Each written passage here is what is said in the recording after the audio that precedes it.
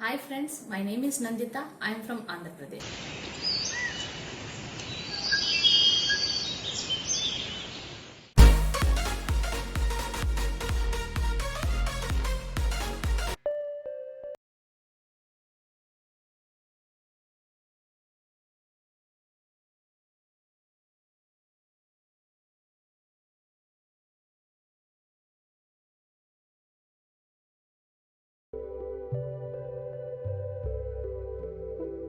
Let us see the earlier experiments once again.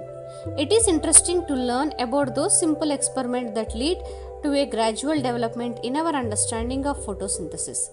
Joseph Priestley from 1733 to 1804 in 1770 performed a series of experiments that really revolved the essential role of the air in the growth of green plants. Priestley, you may recall, discovery oxygen in 1774. Priestley observed that a candle burning in a closed place, a bell jar, soon gets extinguished. Similarly, a mouse could soon suffocated in a closed space.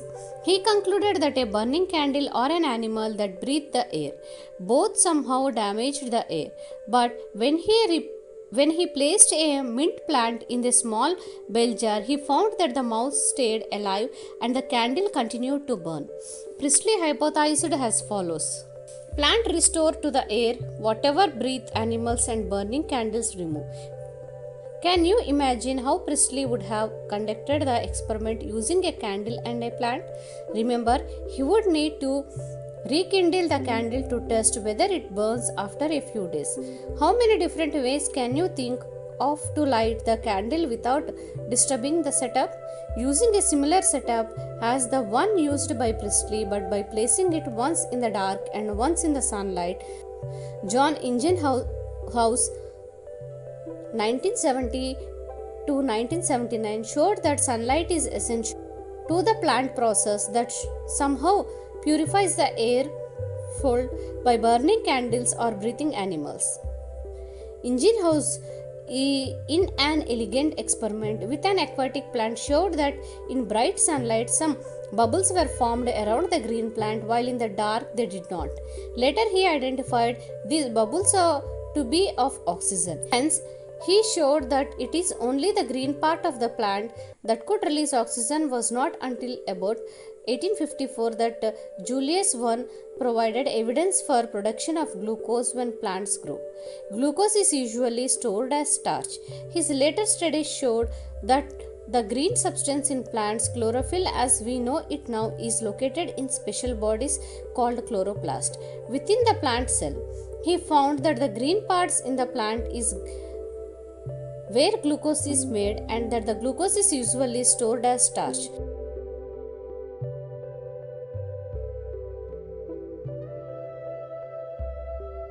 Now consider the interesting experiment done by T.W. Engelmann from 1843 to 1909.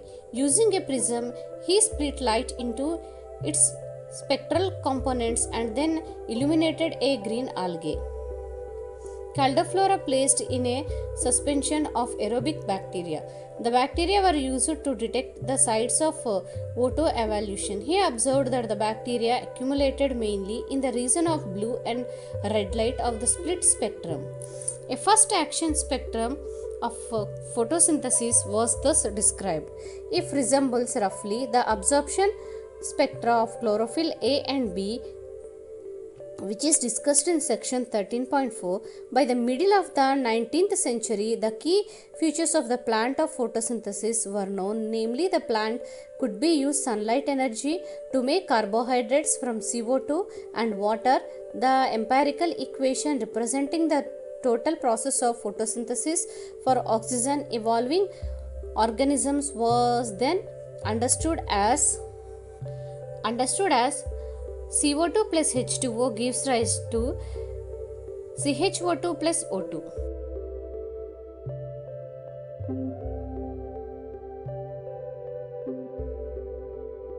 where CH4 represented a carbohydrate means glucose as 6 carbon sugar. A milestone contribution to the understanding of photosynthesis was that made by a microbiologist Cornelius Neal from 1897 to 1985, who based on his studies for purple and green bacteria demonstrated that photosynthesis is essentially a light dependent reaction in which hydrogen from a suitable oxidizable compound reduces carbon dioxide to carbohydrates. This can be expressed by 2H2A plus 6CO2 gives rise to 2A plus CH2O plus H2O. In green plants, H2O is the hydrogen donor and it is oxidized to O2. Some organisms do not release O2 during photosynthesis. When H2S instead is the hydrogen donor for purple and green sulfur bacteria, the oxidation product is sulfur or sulfate depending on the organism and not O2. Hence, he inferred that the O2 evolved by the green plant comes from H2O, not from carbon dioxide. This was later provided by using radioisotopic techniques. The correct equation that would represent the overall process of photosynthesis is therefore 6CO2 plus 12H2O gives rise to C6H12O6 plus 6H2O plus 6O2. Whereas C6H12O6 represents glucose, the O2 released is from water. This uses radioisotope techniques. Note that this is not a single reaction but description of a multi-step process called photosynthesis. Can you explain why 12 molecules of water as substrate are used in the equation given above? Thank you.